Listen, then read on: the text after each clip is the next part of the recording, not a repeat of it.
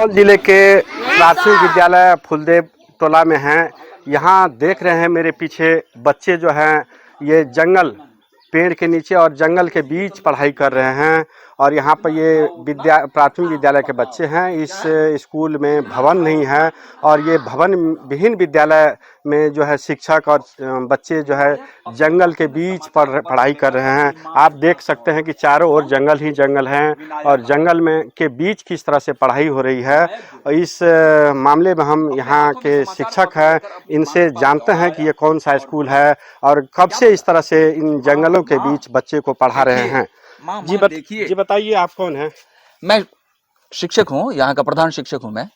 ये कब से बच्चों को इस तरह से जंगलों में पेड़ के नीचे पढ़ा रहे हैं? यूं तो विद्यालय ये 2003-06 से यहाँ चल रहा है।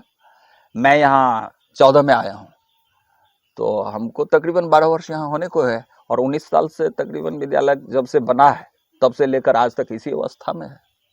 19 वर्षों से इसी 19 वर्षों से, हाँ।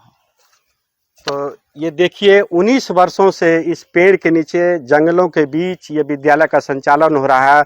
मेरे पीछे देखिए ये छोटे छोटे नौनिहाल हैं, ये प्राथमिक विद्यालय है। यहाँ पर किस तरह से बच्चे पढ़ाई कर रहे हैं और बरसात हो चाहे जाड़ा हो चाहे गर्मी हो, शिक्षक ने बताया कि सभी मौसम में इसी तरह बच्चों को इसी जंगलों के बीच पढ़ाना पड़ता है। कई बार सांप निकलने की भी बात बता रहे हैं और शिक्षक अपना मजबूरी बता रहे हैं। अधिकारियों को भी कई बार इन्होंने सूचना देने की बात कहे हैं। बावजूद 19 वर्षों से इस जंगल और पेड़ के बीच पढ़ाने को मजबूर है। और भी शिक्षक हैं, इनसे भी जानते हैं ये कब से पढ़ा रहे हैं और क्या समस्या है। जी कब से पढ़ा रहे हैं, कब क्या परेशानी होती है? ट्रांसफ़र होके आए हैं यहाँ, लगभग 27 को यहाँ योगदान किए हैं।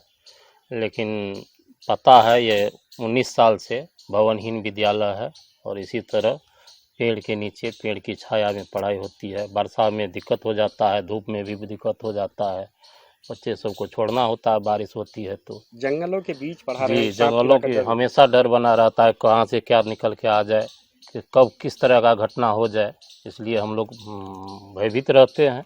बच्चों पे हमेशा ध्यान देने। तो देखिए ये जंगलों के बीच ये बच्चों को पढ़ा रहे हैं। शिक्षक बता रहे हैं कि 19 वर्षों से इसी तरह इसी जंगलों के बीचों बीच पेड़ के पीछे पेड़ के नीचे बच्चों को पढ़ा रहे हैं और कई बार बंदर और सांप की भी बात बता रहे हैं। बिहार सरकार विकास की लाख दावे कर ले, लेकिन ये दावे ज़मीन पर किस तरह से शिक्षा के क्षेत्र में दिख रहा है, ये खुद हम आपको ग्राउंड रिपोर्ट दिखा रहे हैं।